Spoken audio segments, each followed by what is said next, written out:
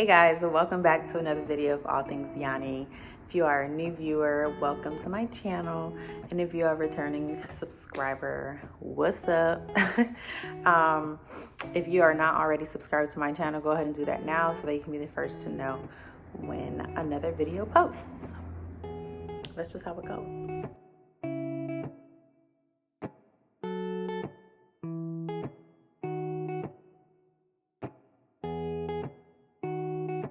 So in my last video, I did a first trimester recap.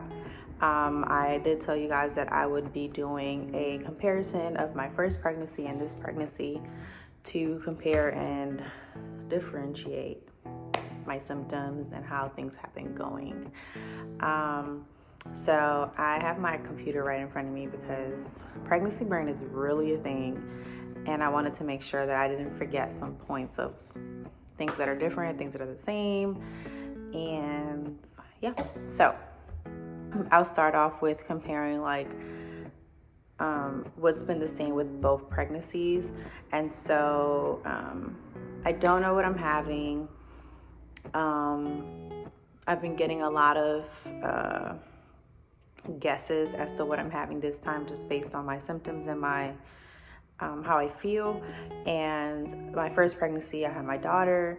This time around, we do not know what we're having, so that kind of gives us a lot of time to just wonder, and it just leaves us to assume because we don't know, right? So both times during our pregnancy, I have been requiring a nap. Especially during the first trimester. I mean, I was just so tired between chasing a toddler around to, my body getting ready to grow baby and develop baby and stuff like that. Your body goes through a lot of changes through the first trimester, so that's expected. But in both pregnancies, that was definitely a must. Like, I needed to take a nap. So my daughter's on a schedule, so every time she went down for a nap, mama was about to take a nap too. Sometimes that didn't really work in my favor because life and responsibilities, but 9 times out of 10, your girl was taking a nap, okay? Both times I experienced implantation bleeding. Implantation bleeding is super normal in pregnancies. They usually happen between the weeks of 6 and 8. And I had some spotting in both of my pregnancies. Nothing to be concerned about. Super normal, part of the process, and most women experience it. So I did go through that for both pregnancies, and the first time I was a little concerned because I didn't know what it was. I didn't know what it meant. But this time around, it was just like, oh, I know exactly what it is. This is how many weeks I am. It all makes sense. It was just full circle at that point. For both pregnancies, I also had a midwife, or have a midwife still, for the entire pregnancy. So with my daughter, the only difference is that I did have an OB for like one visit. Just because, my midwife at the time, she required a confirmation of pregnancy. And so in order for me to get the confirmation of pregnancy, I scheduled an appointment with an OB. The OB saw me, was a very informal visit. And then I had my ultrasound with I guess they're called radiologists, or the ultrasound tech, that person.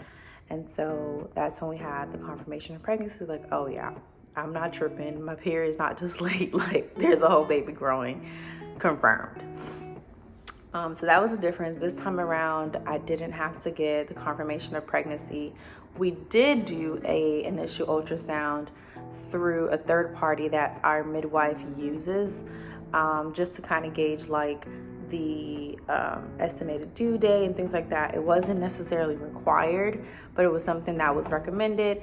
So we did it. We wanted to see baby. We wanted to see what was happening. We wanted to make sure it was only one, because twins do run in both sides of my family.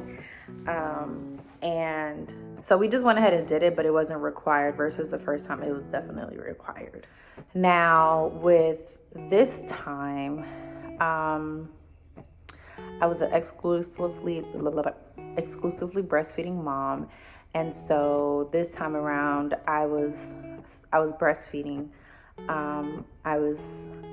Once I found out that we were expecting, I went ahead and started the weaning process of breastfeeding with my daughter. that was a little different. My supply wasn't affected by the pregnancy. I didn't have any issues with it, but I knew that me personally, I felt like I wanted a break. I wanted to just have my body for the little bit of time that I could. And I also felt like my daughter was in a good health state. She was ready. She was already 13 months when we started weaning. So, it was a good time.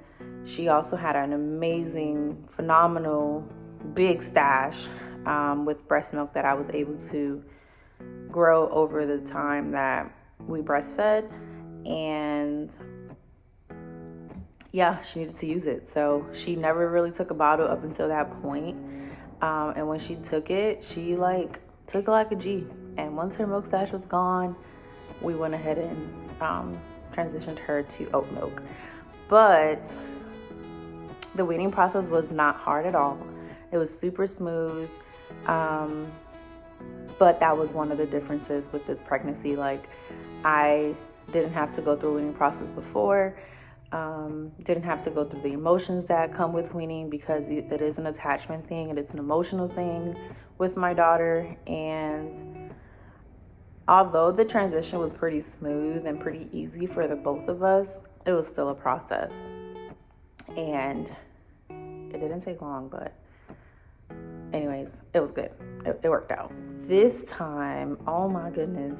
So I have not had any food aversions with this pregnancy. With my prior pregnancy and with my daughter, I literally, my food aversions were bad. I couldn't have fried foods. I couldn't eat eggs. Anytime I ate eggs, they would come back up. I was obsessed with lime in my water, but I couldn't have that because it would give me really bad heartburn. I couldn't have, I think I mentioned fried foods. I couldn't have any fried foods at all. The smell of grease was just not something I could tolerate. Things that I would normally eat, like tacos, couldn't have that.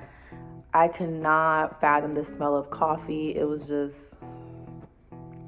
a hard no for me, which was something that caught me really off guard, honestly, because I was a coffee drinker, a daily morning coffee drinker. I would have my coffee every morning with my husband, and I couldn't do that with my pregnancy with my daughter. This time, I don't have it every day just because caffeine is also not the best thing for you, but I do have it in moderation, and I love it, and I enjoy it when I do have it. But it's not like I must have it. I don't crave it or anything like that. I'm just not averted to it. This time, I'm also obsessed with smoothies. I would go to this place here in Texas, and they pretty much make smoothies from scratch, whatever. And I was just this is so good. I'm pretty sure I can make this at home. And so I came up with my own recipe where I can make smoothies at home.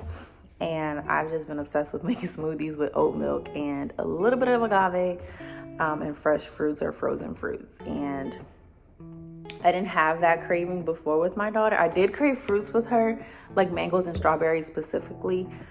But this time it's peaches and mango and pineapple. And I couldn't have pineapple with her because it would make my the roof of my mouth raw or very sensitive. So that's another difference that I hadn't thought about. I couldn't have pineapple with her. Yeah. But smoothies is an obsession. I have it at least 3 to 4 times a week, and it's just so good. It's so refreshing. It's so hydrating, and it's just so good. No morning sickness, man. Literally no morning sickness. This pregnancy has done me so well. With my daughter, I would have a little bit of morning sickness that would come sporadically throughout the day. And I would definitely have the, what's that called? It's that yellow fluid that will come up. It's acid, it's stomach acid, but it's a word for it. I can't remember right now. But I would have that with Chloe. And it was almost every morning, especially after I brush or during I brush the brush teething process.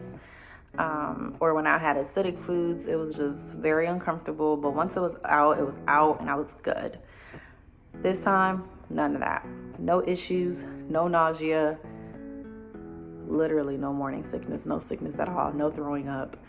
I had 2 incidents where I spit up, and I think it was because, one, I had coffee with nothing in my stomach, not a good decision, and the second time was spaghetti. I think it was the red sauce in the spaghetti, or that day my stomach was just not having it. But those 2 incidents were very minimal, and then I haven't had any issues. I've had spaghetti since, and I haven't had any issues with that.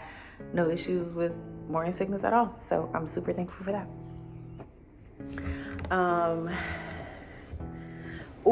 At the beginning, I definitely craved so many salads. Like, it would have to be Caesar salads. I remember Jacob and I went to a lounge type of bar, and we just had date night, and we went out to this place, and they had a Caesar salad on the menu, and I was just like above the stars. Like, the salad was so good.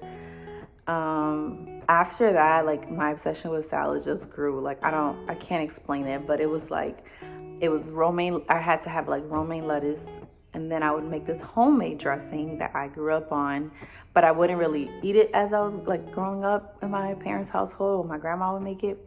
So it's like vinegar and salt and black pepper and olive oil. So good. So good. If you haven't tried it, definitely try it. Very light on salt. Or really, you don't need salt at all. It's just extra, but it's so good. It's so good. Like, I want some now. But I was having that, literally just romaine lettuce with that dressing almost every day not every day, but like a couple times a week in the first trimester, for sure. I've had it here and there in the second trimester. Haven't been craving it as much, but definitely something that's super satisfying when I do have it. Like, it's so good. So I would say I think I am a little bit more tired this time around. I think part of it definitely has to do with having a daughter already, or having a child already. She's super active. We keep her very busy throughout the day. So we're constantly exposed to the sun and like running around and going to the park and doing this or that. And so we're constantly involved in activities with her, and my body is just tired. Aside from growing a baby, like, that's already a lot of work, and doing day-to-day things, like, rightfully so, I think my body should be more tired this time around. But that's definitely another difference that I've noticed. Yeah. So I feel like this time around I have a weaker pelvic floor. And the reason why I say that is because for my prior pregnancy and this pregnancy, I've seen a chiropractor. Same chiropractor, love them to death. If you're in the Dallas area, check out the Blueprint. They're amazing. They're a set of twins that work together, and I love them. But I have been seeing them for a while now. I started seeing them back when I was pregnant with Chloe. Jacob would see them. They saw Chloe when she was born, and a couple times after that. But yeah, seeing a chiropractor. And what was I getting to? This pregnancy brain. What I was getting to is I feel like I have a weaker pelvic floor. And so with what my chiro was telling me is that, like the weight of my belly and like picking Chloe up and doing all the things, and my body have done this a little over a year ago. So my daughter is 1. She's like 1.5. And I'm entering my 3rd trimester. So you do the math. But long story short, my daughter was 1 when we found out we were expecting. And so just after her birthday, yeah. Oof. My muscles are probably not as strong as they were the first time around. And so all that to say, like, I've had some, like, I just feel like my belly is heavy. There's no pain associated with it. It just feels like my belly is heavy. And so I'm constantly like just getting on my yoga ball, making sure I'm stretching, getting some relief like that because it gets the weight of the baby off of me. Doing exercises and things like that is also very helpful, stretching. And then I did do some KT tape. My chiropractor put it on me when I went for our last visit, and it essentially just like helps trick your brain to lift your belly and that the weight of it is not as heavy. I don't know, but long story short, I did the KT tape. That was something new in this pregnancy, and it actually helped. The only thing I didn't like was that the KT tape did leave some abrasion on my belly, and it's slowly but surely going away. But that's nothing that I did with Chloe, so it was new for me. First time doing it. I would do it again. I just don't like the fact that the abrasion tape was left on my stomach because I have sensitive skin and it's already a lot of blood flow and a lot of sensitivity going on already. But yeah, it was different. Another difference with this pregnancy is the supplements and vitamins that I'm taking. With Chloe, I was taking my virtual prenatals. I was taking women's probiotic to prevent constipation. And then I was also taking vitamin D3 for immunity support. This time around, I'm taking all three of those, but I'm also taking liquid chlorophyll that I add into my water or into my tea when I have tea at night. I add it in there. Then I also have added in B12. B12 is to help me with my energy levels. It has different benefits as well, but the B12 is specifically for my energy. I was feeling a little energy deficient. Again, I'm super active, super like always moving around, not getting as much sleep as I was in the first pregnancy because my daughter was still sleep training. Up until recently, like she's doing phenomenal. But the sleep regressions and those growth spurts, I'm gonna just take a deep breath for that one because that's another difference. I was juicing beetroot juice, and the beetroot juice is good for preventing preeclampsia or hypertension in women of color. It's super common in women. I experienced a minor case of it with Chloe. I wouldn't necessarily call it preeclampsia, but definitely a little bit of elevated blood pressure with Chloe's pregnancy towards the end, literally like a week before I gave birth. And to prevent that this time around, I wanted to make sure I was doing all the things to make sure that I don't have that experience again. And that's a whole story for another day, but hypertension can really be dangerous, especially women who are diagnosed with preeclampsia or high blood pressure. That's a very that's something not to take lightly. And so I did the beetroot juicing for a while. I juiced beetroot juice and then I was drinking that, but one day it just wasn't sitting well. Like it was just, I don't know, it didn't sit well, and I just refused to have it. Like I'll drink it in a supplement in a pill form, have no problem doing that, but the beetroot juice was something new for me because I didn't know about that in the first pregnancy, and I didn't take it in the first pregnancy either. Fun fact, 7 almonds a day also helps prevent hypertension or high blood pressure or preeclampsia. So I have been eating almonds faithfully. Sometimes I just snack on them just because I really do enjoy them. I enjoy mostly the roasted ones just because it's a little twist to the flavor, you know. But I love almonds. And I've been eating those just like periodically and throughout the day, and they're good. They're good for your health. So this time, I feel like I have more resources and more knowledge when it comes to the kind of birth that I desire.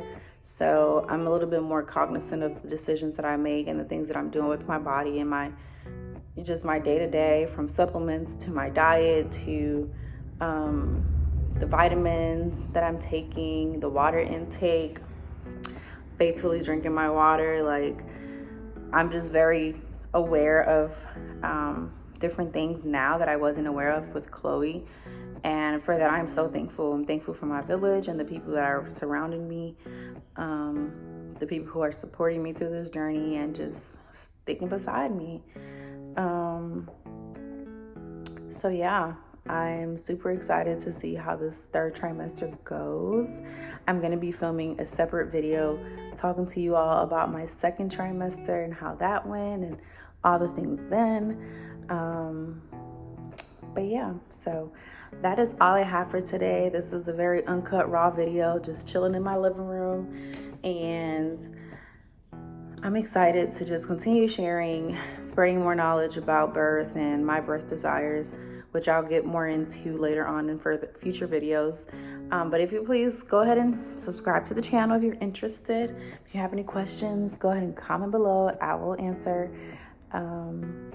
Yeah, thank you so much for watching. Have a good day.